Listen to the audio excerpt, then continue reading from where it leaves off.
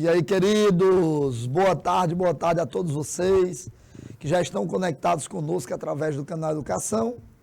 São 2h05, eu sou o professor Técio Câmara, já está aparecendo aqui, ó.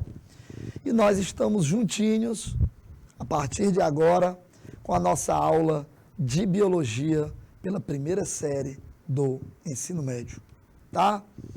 Um abraço aí, para Ipiranga do Piauí, tá? Galerinha de Ipiranga que já está conosco aí, tá bom? Também para o pessoal que já está pelo YouTube.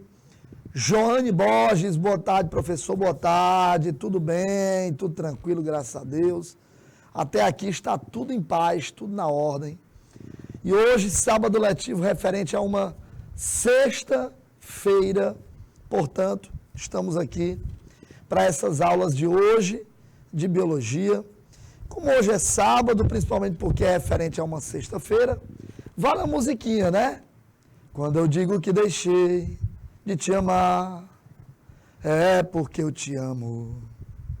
Quando eu digo que não quero mais você, é porque eu te quero. Eu tenho medo de te dar meu coração e confessar que eu estou em tuas mãos, mas não posso imaginar o que vai ser de mim se eu te perder um dia. Eita, sábado, meu irmão. E nessa loucura de dizer que não te quero, vou negando as aparências, disfarçando as evidências. Mas pra que viver fingindo, se não posso enganar meu coração? Eu sei que te amo. Eita, rapaz. Então, o pessoal no canal Educação aqui, com uma hora dessa, rapaz, podendo estar trabalhando, tá aí atrapalhando a aula dos outros, entendeu? É isso mesmo, rapaz. O mundo é feito disso. Enquanto uns trabalham, outros atrapalham.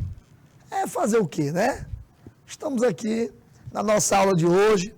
Hoje são 24 de setembro de 2022. E na nossa aula nós vamos tratar de sustentabilidade, biodiversidade e conservação. Fazer uma revisão, né? Fazer uma pequena revisão sobre esse conteúdo da nossa aula de hoje. Está aí, ó, apreciar as unidades de conservação existentes no semiárido e também no estado do Piauí. Um abraço aí para o Alisson, para o Érico também, o Érico Domingos, tá? E o Alisson Correia. Boa tarde a todos vocês, sejam todos muito bem-vindos e vamos lá, né, galera? Vamos lá para a nossa aulinha de hoje, começando aí. Primeira pergunta, olha que pergunta interessante essa que eu faço aqui. O que são unidades de conservação? O que são unidades de conservação? Uma pergunta muito interessante, porque nós discutimos aqui sobre esse conteúdo, que é um conteúdo importante. Professor, por que unidades de conservação é um conteúdo importante? Porque são elas que mantêm o resto de mata, de biodiversidade que existe no nosso país. Beleza? Então, por isso que é importante que a gente saiba o que é ou o que são unidades de conservação. Beleza? Por isso que é importante a gente saber importante a gente saber o que é unidade de conservação, o que são unidades de conservação. Né? Se a gente souber o que é unidade de conservação, tá ótimo, maravilhoso. E nós tratamos sobre isso nas nossas aulas, tá? Olha essa imagem aí do fundo, gente. Olha isso. Olha o que está aí no fundo aí. Unidades de conservação, né? Não é importante? É importante demais que nós saibamos o que são unidades de conservação. Então, eu preciso saber, né, evidentemente, que é uma unidade de conservação, e para isso eu trouxe para você esse conteúdo, unidades de conservação ambiental. E tá aí, ó, uma unidade de conservação é uma área protegida legalmente pelo SNUC, Serviço Nacional de Unidades de Conservação. Isso é o que a gente chama do conceito de unidade de conservação, tá? Então, é uma área protegida e, detalhe, hein, protegida legalmente pelo Sistema Nacional de Unidade de Conservação. Então, nessas áreas encontramos importantes remanescentes das paisagens naturais que possuem uma representatividade significativa da fauna e da flora e asseguram a proteção dos recursos hídricos. Ou seja, independente de qual seja o tipo de unidade de conservação que nós estamos levando em consideração, se é aquela unidade de conservação de preservação integral ou que a gente faça uso dela de maneira direta, não importa, uma coisa é fato, uma unidade de conservação, ela obrigatoriamente tem que ser uma área protegida legalmente pelo SNUC, Serviço Nacional, Sistema Nacional de Unidades de Conservação. Tem que ser protegida. E detalhe, hein, gente, e esse SNUC, ele é, federal.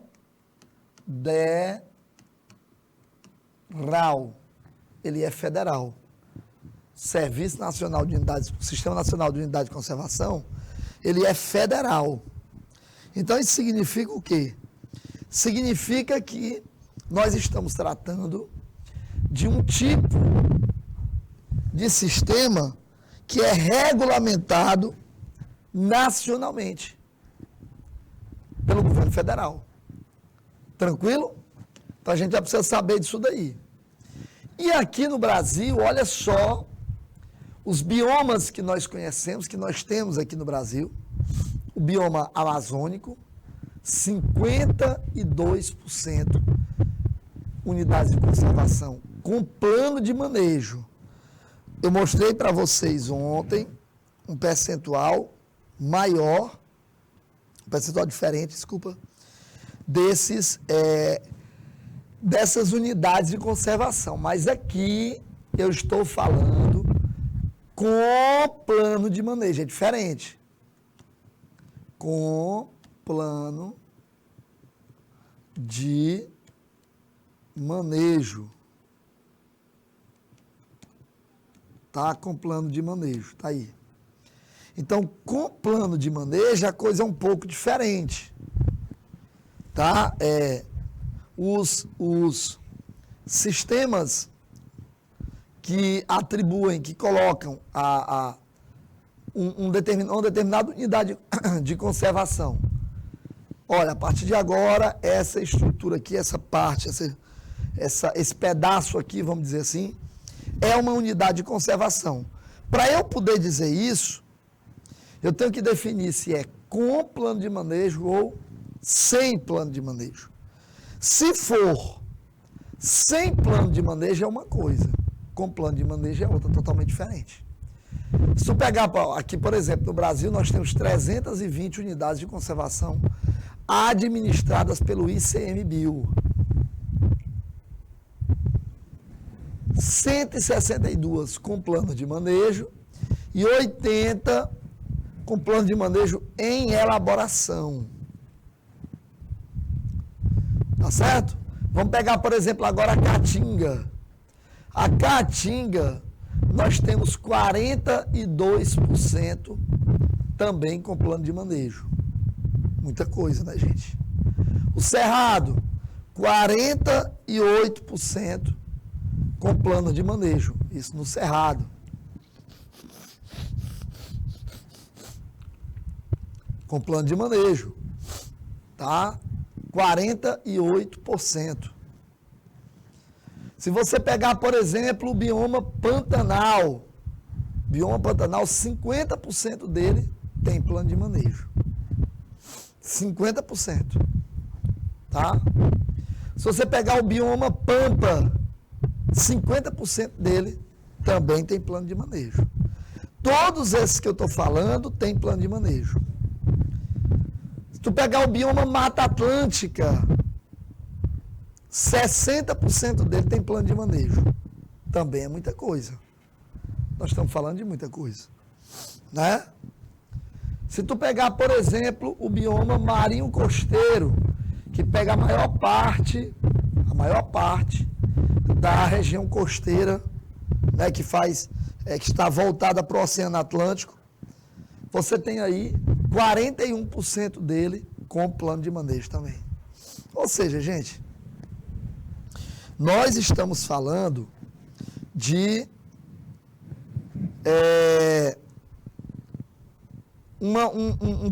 uma estrutura no Brasil onde a intenção, que aliás é da melhor possível, né, é exatamente que se mantenha, se preserve essas unidades de conservação. E aí nós vamos ver que manter uma unidade de conservação dessa requer um trabalho razoável e também uma quantidade de, vamos ver, dinheiro, né? De recursos também grande, pessoal. Veja só isso daí. A gente pensa que não, mas a verdade é que a quantidade de recursos necessário para se manter isso aí é grande. Então, é bom que a gente fique sempre atento a isso, não é? Que a gente fique sempre atento a isso aí. Beleza? Deixa eu passar aqui. Olha aí. Áreas naturais protegidas no Brasil. Vamos lá. A galerinha aí acho que Campo Alegre do Fidalgo, infelizmente está tendo problemas, né? Na conexão. Hora conecta, hora não conecta. Algum probleminha aí relacionado à questão da conexão. Campo Alegre do Fidalgo. Bora ver se consegue conectar e fixar, né, gente? Porque realmente, às vezes, no interior você tem... Aqui na capital, por exemplo, você tem problemas, muitas vezes problemas graves de energia. E imagine no interior, você tem uma certa dificuldade em relação à energia. Eu não sei se é esse o caso aí de vocês. Galerinha aí de Campo Alegre do Fidalgo, coloca aí para mim no chatzinho do IPTV qual é o problema que vocês estão tendo. Muito bem, galera, vamos lá então. Então nós temos aí, de maneira muito, vamos dizer, estruturada, né? A gente está vendo aí a nossa áreas, vamos dizer, de criação do chamado áreas de conservação ambiental, que eu disse para vocês na aula passada, ontem na verdade, que isso se deu em 1937. 1937. Galera, é muita coisa, né? É muita coisa. Nós estamos falando de um período aí, 1937, se for contar de lá para cá, a quantidade de anos que você teve aí de lá para cá é muito grande. Professor, por que você acha que aconteceu? O que aconteceu aí nessa data e de lá para cá houve vamos dizer, uma mudança muito grande na estrutura da criação das chamadas unidades de conservação. Pessoal, muitas vezes, na maioria das vezes, né? Muitas vezes não. Na maioria das vezes, o que é que você tem? Você tem algo que você cria e que muitas vezes, em determinado período, né, eles demandam um certo tempo até que você chegue numa situação em que você possa dizer, agora nós estamos com um sistema bem adaptado. Por quê? Porque as necessidades, elas são dinâmicas, elas vão acontecendo ao longo do tempo, que é o caso aí da criação das chamadas unidades de conservação. Gente, isso demanda um certo tempo, é normal isso aí, tá? Até que você chegue para dizer assim, olha, agora sim eu tenho uma estrutura bem criada, bem feita, uma forma de, vamos dizer, de criação das chamadas unidades de conservação, já bem adaptada ao que nós temos hoje. Cara, isso demora bastante, né? Demora muito mesmo, até você ter a coisa já estruturada. E por isso, você tem aí, cara, desde veja, não estamos falando de agora não, estou falando de 1937. Rapaz, imagina isso aí. É tempo, viu, mestre? Se você pegar de 1937 para cá, é tempo, viu, meu patrão? Mas olha, é muito tempo mesmo. Não é um negócio novinho assim, não. E muitas vezes você fica, não, peraí, nós vamos mudar isso aqui, porque antes estava dessa forma, e agora para atender a esse determinado critério aqui, a gente precisa fazer essa modificação. É normal isso acontecer. Isso aí é absolutamente normal, não tenha dúvida disso, não. Então, olha lá, em 1989, presta atenção nisso aqui. Em 1989, olha que nós estamos falando de 1987, ou desculpa, 37, até 1989. Olha o tempo. Vai vendo aí como é que é o negócio. É tempo, não é não? 47, 57, 67, 77, 87. 52 anos para poder chegar a essa alteração que eu estou mostrando para vocês aí.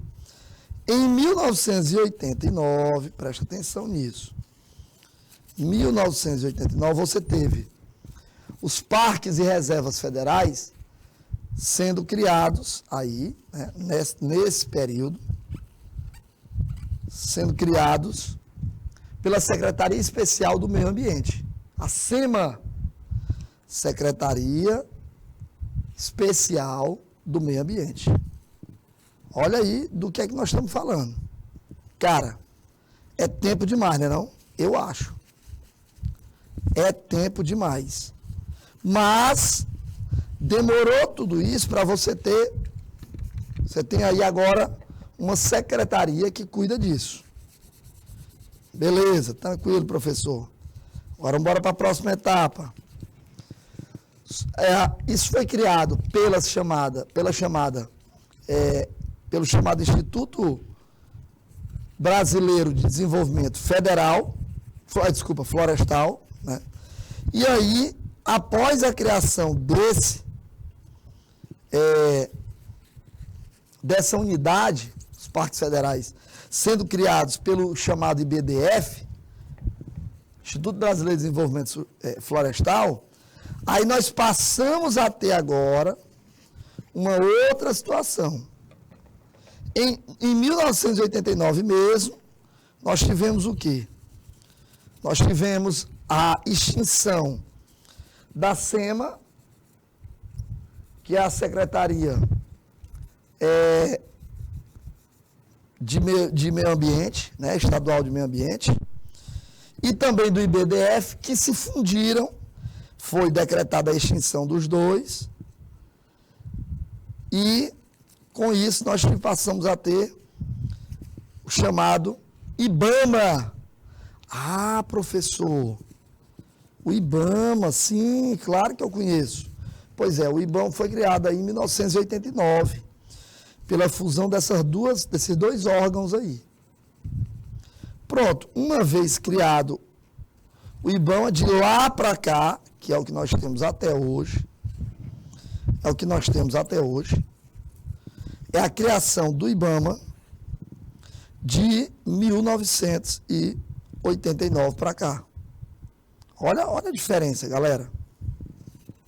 Olha a diferença bem aí. O IBAMA é um órgão que existe até hoje, é um órgão federal. O cara quiser trabalhar no IBAMA, ele vai fazer um concurso, claro. E aí o IBAMA é o Instituto Brasileiro de Meio Ambiente, tá? E dos chamados recursos naturais. Instituto Nacional ou Brasileiro do Meio Ambiente e dos recursos naturais, que são recursos renováveis. Fato é, se eu tenho um órgão que agora foi criado especificamente com essa finalidade, vamos lá então ver como é que se dá essa formação. Em 2000, né, o sistema foi unificado, as chamadas unidades de conservação federais, estaduais e municipais. Quem toma de conta, professor? A federação. Quem toma de conta é a federação. São eles que vão chegar lá e vão dizer, ó, vai funcionar dessa maneira, né? E aí eles vão determinar, portanto, tudo que vai ser necessário para poder formar, por exemplo, uma unidade de conservação. Eles é que vão definir isso daí. Não é o município, não é o Estado. Quem vai criar é a federação. Tranquilo, galera? São eles que vão criar. Então, eles é quem vão definir todas as diretrizes, todo o regramento para poder criar uma unidade de conservação. Aliás, unidade de conservação que a gente vai ver aqui, extremamente importante. A necessidade de se criar uma unidade de conservação, dependendo do tipo de unidade de conservação que nós estamos considerando, né? Você tem uma importância, assim, sem igual. Por que você está dizendo isso, professor? Porque nós temos dois tipos de unidade de conservação, que eu vou já mostrar para você aqui, tá? Bom, importância das chamadas unidades de conservação. Olha que coisa linda. Diz para mim, fala a verdade, se não dá vontade do cara tomar um banho num negócio desse aí. Me diz aí. Olha a cor como é bonita, ó. Rapaz, não tem como. Dá uma vontade enorme. Em mim, em qualquer um de vocês. Tenho certeza disso. Ora, mas como é que não dá? Moço, um negócio desse é lindo demais. Pense num negócio bonito. Uma unidade de conservação dessa daí. Por exemplo, né? Então, tem um objetivo de quê? A importância das chamadas unidades de conservação. Qual é o objetivo? Gerenciar a criação, a implantação e a gestão de espaços territoriais especialmente protegidos, está aqui, ó, né? Com o objetivo principal de conservação e proteção da biodiversidade. Opa, peraí. Qual é o objetivo principal? Conservação e proteção da chamada biodiversidade. Essa é a ideia. Beleza? É essa daí a ideia. Nós temos dois tipos básicos de unidades de conservação. Uma delas é a de proteção integral e a outra, áreas de uso sustentável. São duas. As de proteção integral e as chamadas áreas de uso sustentável. São dois tipos que nós temos aí, tá? Professor, qual é a diferença de um para o outro? Vamos lá. Se você pegar, por exemplo, as de proteção integral, o objetivo aí é exatamente você ter a total conservação, vamos dizer assim, né? Condições totais de você poder preservar o meio ambiente. Então, a principal razão para isso, é exatamente você conservar a biodiversidade. Esse é o principal objetivo. Aqui, essa unidade de conservação, ela tem uso o quê? Indireto. O que isso quer dizer, professor? Quer dizer que eu não posso explorar nessa unidade de conservação, eu não posso explorar atividades comuns, como nós temos nas chamadas áreas de uso sustentável. Não posso. Por quê? Porque o objetivo primeiro é preservar a biodiversidade. Eu não vou poder ganhar dinheiro, vamos dizer assim, diretamente com as chamadas áreas de proteção integral. Não posso, não tenho como. O objetivo não é esse.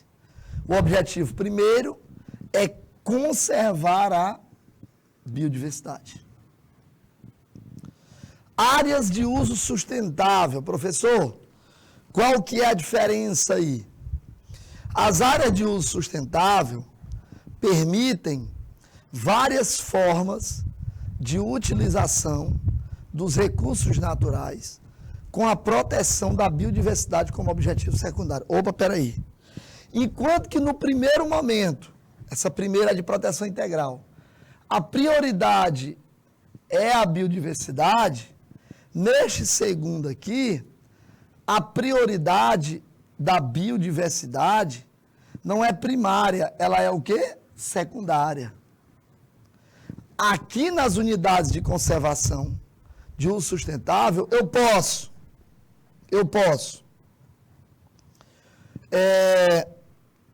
utilizar recursos naturais como forma de exploração, como, por exemplo, quem está dizendo que é de uso indireto, né? Por exemplo, eu posso fazer atividades científicas ali, atividades turísticas, também posso, que eu não posso nas chamadas áreas de proteção integral. Não posso na área de proteção integral. Mas nas de conservação, de uso sustentável, eu posso. Sem dúvida nenhuma. Eu posso explorar ecoturismo, exploração científica, para descoberta, por exemplo, de determinados princípios ativos para medicamento. Posso fazer isso. Nas de uso sustentável, sim. Na de proteção integral, não. Na de uso sustentável, sim. Tá certo? Muito bem. Deixa eu passar isso aqui. Só um minuto. Pronto. Professor, mas e o que é biodiversidade? Porque a gente fala nas unidades de conservação para preservar a biodiversidade. O que é biodiversidade? O que é biodiversidade? Pessoal, biodiversidade, bio quer dizer vida, né? E diversidade quer dizer variedade. Então, biodiversidade quer dizer diversidade de vida, variedade de vida. É isso que quer dizer. Diversidade de vida, variedade de vida. Então, olha o que eu coloquei para vocês. A variabilidade de organismos vivos, de todas as origens, compreendendo, dentre outros, os chamados ecossistemas terrestres, marinhos, ecossistemas aquáticos, complexos ecológicos, porque nós temos muito, né? Complexos ecológicos, que fazem parte, de que eles fazem parte, compreendendo ainda a diversidade dentro de espécies, entre espécies e também de ecossistemas. Ou seja, nós temos aí uma grande variação. O conceito de biodiversidade, pessoal, é um conceito muito amplo. É um conceito amplo demais, você saber o que é de biodiversidade. Extremamente amplo. Por isso que as chamadas unidades de conservação, né? Unidades de conservação, a gente leva em consideração a biodiversidade, principalmente a de proteção integral. É levada em consideração a biodiversidade. Como que não é? Lógico, pessoal. Claro que é levado em consideração. Por quê? Porque a biodiversidade é quem vai dar vamos dizer assim, o tom da coisa, né? A biodiversidade, seja de mais do que você possa imaginar. Bactérias, vírus, protozoários, fungos, animais, vegetais, né? Você tem que ter obrigatoriamente, você tem que ter uma maior biodiversidade possível. Quanto mais você tiver biodiversidade, o Brasil, por exemplo, é o segundo país com a maior biodiversidade do mundo. Só perde para a Austrália. Segundo país com a maior biodiversidade do mundo. Você está compreendendo o que é isso? Você tem pelo menos ideia do que é você ter uma grande biodiversidade. Cara, o Brasil é o país do futuro, mas nós estamos cansados de ouvir falar de que o Brasil é o país do futuro e esse futuro nunca chega.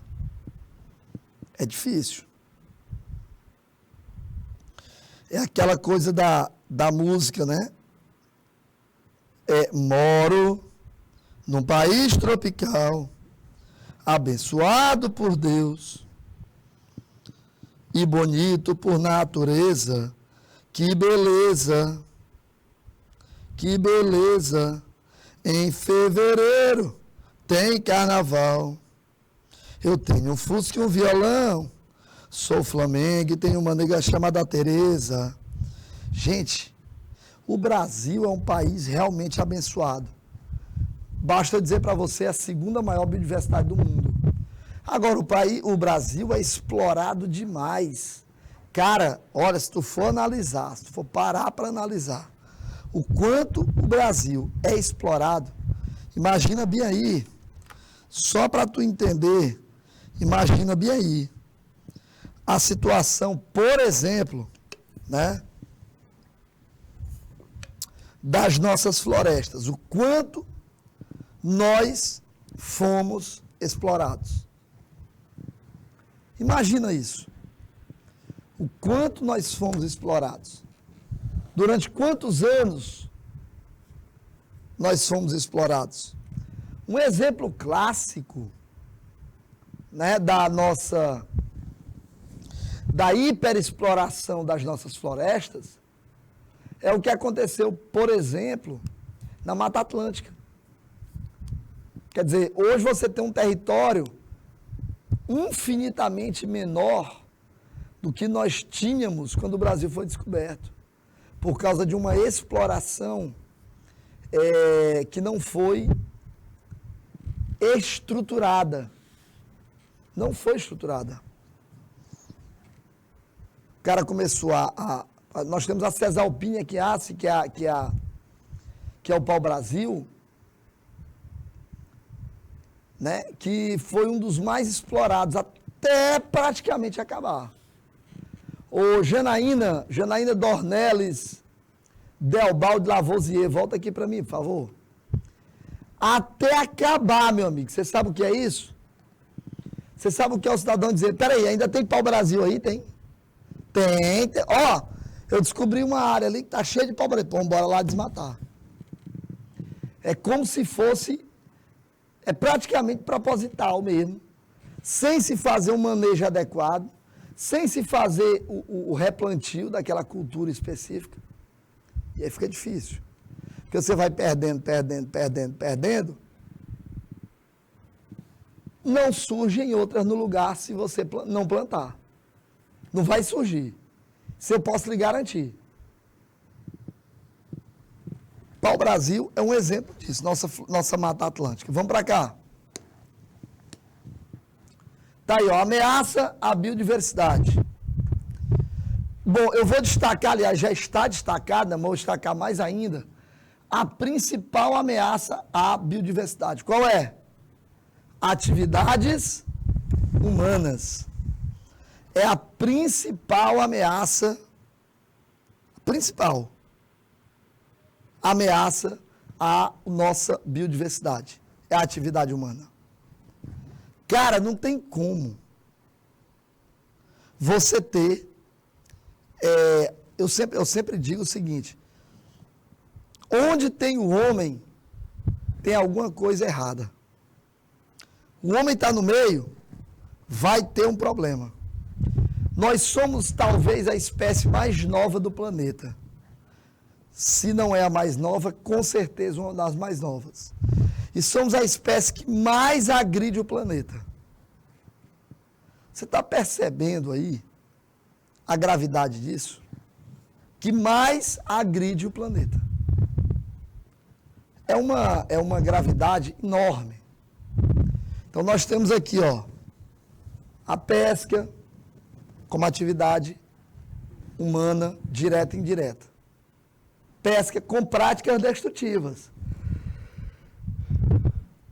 Poluição, turismo, coleta de organismos para aquariofilia.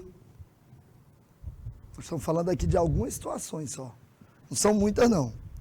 Citei aqui para você 4.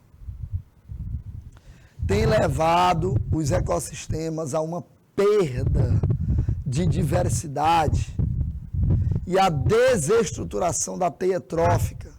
Imagina, se você ameaça a biodiversidade, você está ameaçando a toda e qualquer riqueza que o país tem, que o país possa ter. E o Brasil tem muito, como eu falei para vocês, é o segundo com a maior biodiversidade do planeta, então ninguém tem dúvida com relação a isso. Então a gente tem levado os ecossistemas a uma perda de diversidade e desestruturação da teia trófica e, consequente, desequilíbrio ecológico. Isso é um conceito de 1987, Salvati. Não é novo não, né, gente? Não, professor, é um conceito antigo. Pois é, é um conceito bem antigo mesmo. Só para você entender isso daí. O que é que a gente faz? A gente faz uma degradação absurda e acha que isso não tem consequência. A gente faz uma degradação como essa e acha que isso não tem consequência. E tem. Claro que tem.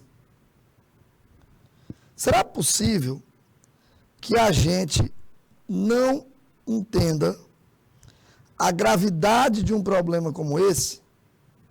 Porque é sério. Você comprometer a biodiversidade do planeta é algo muito sério. Beleza? Vamos para cá. Pessoal, eu quero mostrar para vocês o que significa a biodiversidade, mas eu vou fazer isso de uma maneira melhor. Eu vou dizer para você como é a biodiversidade em números. Em números. Olha aí a biodiversidade em números. Quantas espécies de seres vivos existem? 10 milhões? 15 milhões? 30 milhões? Quantas espécies de seres vivos?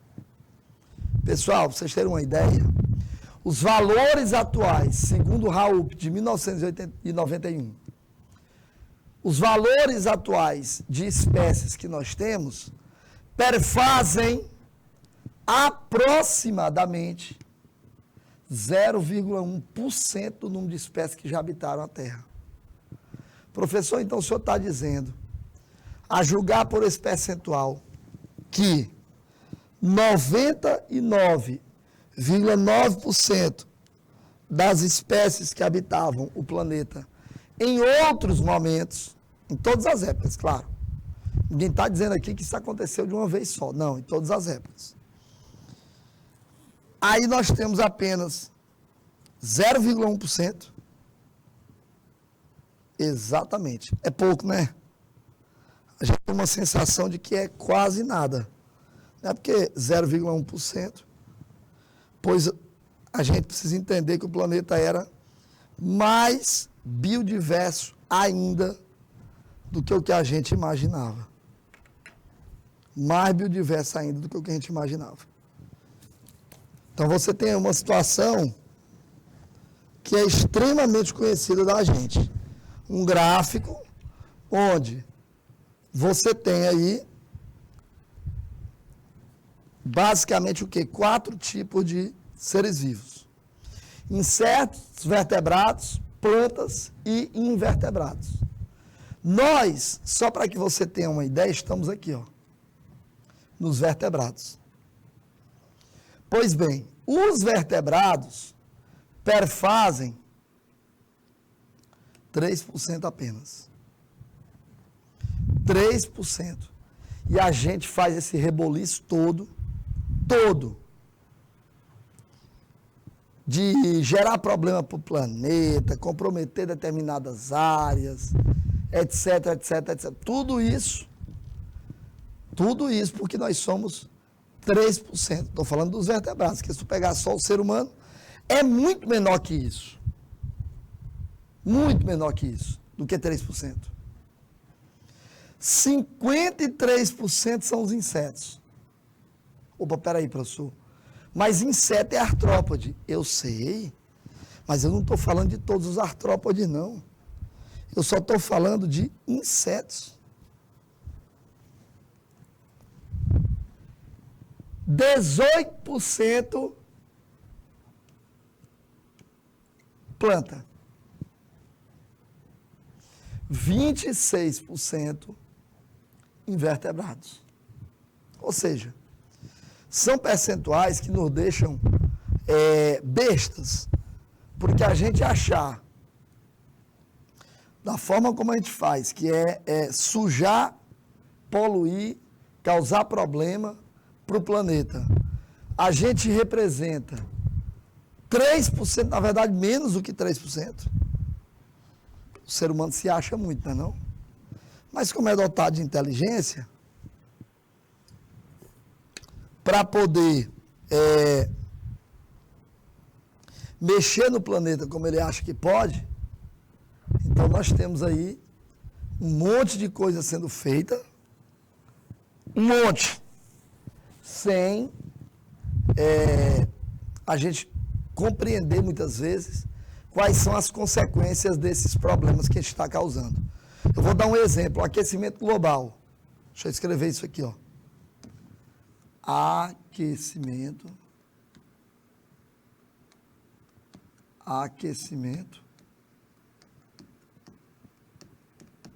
global. Pronto. O aquecimento global é um exemplo disso. Nós estamos causando esse aquecimento através do efeito estufa, né? Gerando problemas gravíssimos para a Terra e eu diria para nós mesmos. Me diz se o ser humano é racional, me diz. Me diz bem isso, o ser humano é racional. A partir do momento que eu estou criando um problema que vai provocar um problema ainda maior para mim, não pode ser racional. Às vezes eu me pergunto se o ser humano é racional. Você não vê aí essa guerra entre Ucrânia e Rússia? O que recentemente eles estão fazendo? Recrutando um exército de mais de 300 mil pessoas para lutar. Muita gente fugindo, porque sabe que isso é uma tolice. E eles recrutando até preso. Preso, é isso mesmo que você ouviu. Preso, cidadão que está ali, condenado a uma determinada pena, tantos anos por causa do crime disso aqui. Rapaz, eu vi um vídeo que eu achei impressionante isso aí. Ou seja, a que ponto o Putin quer chegar? Me diga aí. Hã? Pessoal, lembra quando eu falei para você que o Brasil é o segundo país mais biodiverso do mundo? Tá aqui, ó. Brasil. E quem é o primeiro? Eu falei, é a Austrália. Tá aqui a Austrália. Primeiro é o Brasil, ou primeiro é a Austrália, o segundo é o Brasil. Aí vem China, Colômbia. Professor, e os Estados Unidos? Aqui, ó. 16º na lista. Os Estados Unidos não aparecem nem nos 15 primeiros lugares. Só para você entender isso aí. A Austrália é terra de negócio esquisito, não é não? Rapaz, tu é doido. A Austrália é esquisita demais, moço. Negócio estranho. Ali tem espécie que eu tenho a impressão que às vezes Deus fica perguntando, rapaz, foi eu mesmo que criei. Porque, moço, ali tem biodiversidade, moço, naquele planeta. Na Austrália. Tudo que tem de diferente está na Austrália. Beleza? Então tá aí, ó. China, Colômbia, Congo, Equador, Índia, Indonésia, Madagascar, México, Peru, Filipinas, África do Sul, Papua Nova Guiné, aí vem Estados Unidos, depois vem Venezuela. Rapaz, Estados Unidos não está entre os 15 primeiros. E qual é, então, o tripé para se fazer a sustentabilidade do planeta? Já que nós estamos falando de biodiversidade que precisa ser regulamentada, essa biodiversidade, é preciso que a gente conserve, as unidades de conservação estão aí para isso, regulamentadas.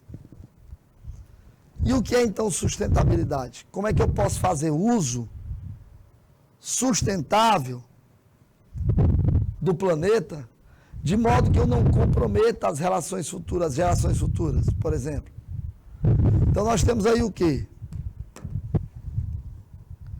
Nós temos aquilo que é natureza, não é? O que é natural, ou ambiental, tanto faz. Ambientalmente correto.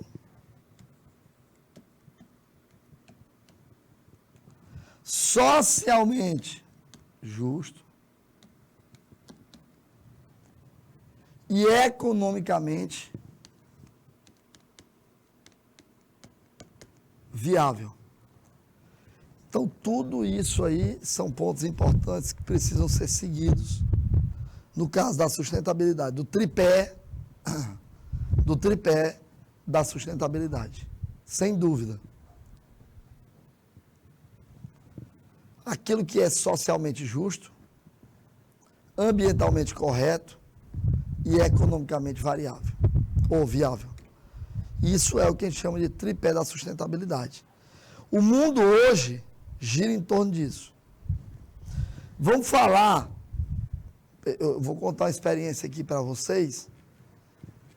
Eu fui a um supermercado aqui em Teresina, supermercado extremamente conhecido. Cheguei lá para comprar uma resma de papel. Olha isso. Eu fui comprar uma resma. Cheguei lá, procurei a atendente disse, olha, nós temos 2 tipos de resma. 2. Quais são os 2 tipos? A gente tem a ecologicamente correta e a tradicional, vamos dizer assim. Tradicional é aquela branca que a gente compra para imprimir as coisas. E a ecologicamente correta seria aquela por um valor ainda maior. Por exemplo, eu não lembro aqui já há até algum tempo isso, vamos supor que uma seja R$14, a outra era R$29. Mais do que o dobro. Aí eu te pergunto, como é que pode incentivar o consumidor a comprar algo que é sustentável? Não tem como. Não tem a menor possibilidade. Beleza? Então esse é o tripé da sustentabilidade. Vamos para cá. Que imagem é essa que você está vendo aí? Hã? Eu vou te dar 1 minuto só, 1 minuto, para você poder me dizer que imagem é essa que você está vendo. 1 minuto e eu volto.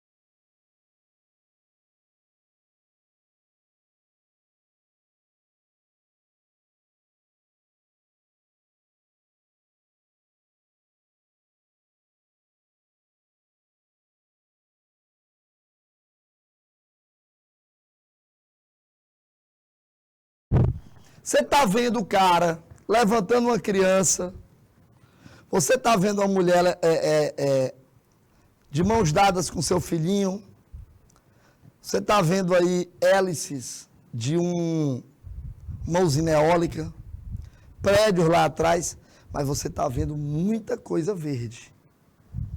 Sim ou não? Claro. Você está vendo muita coisa verde. Árvores aí atrás, etc, etc. Pessoal, eu sou uma das pessoas que acreditam numa coisa chamada educação. Educação ambiental.